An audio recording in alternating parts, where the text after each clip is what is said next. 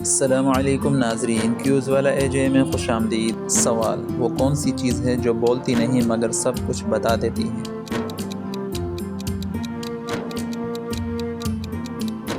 सही जवाब है किताब। सवाल: वो क्या है जो जितना बांटो उतना बढ़ता है?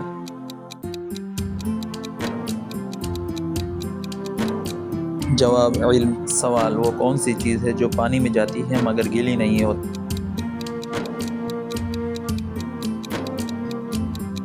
सही जवाब है साया। सवाल: वो क्या है जो हाथों में नहीं मगर पकड़ा जाता है?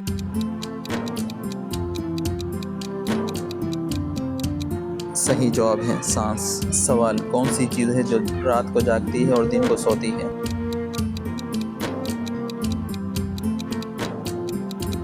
सही जवाब है उल्लू। सवाल: वो क्या है जो चलती है मगर पाँव नहीं होते?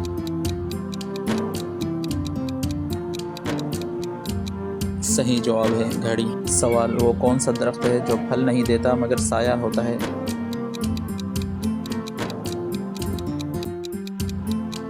सही जवाब है बादल। सवाल: वो क्या है जो खाने से पहले टूटता है?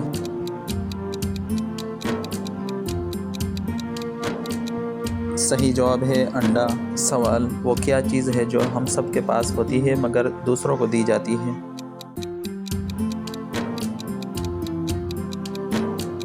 सही जवाब है मशवरा। वीडियो पसंद आए चैनल को सब्सक्राइब करें ताकि हर नई आने वाली वीडियो आप तक पहुंच सके।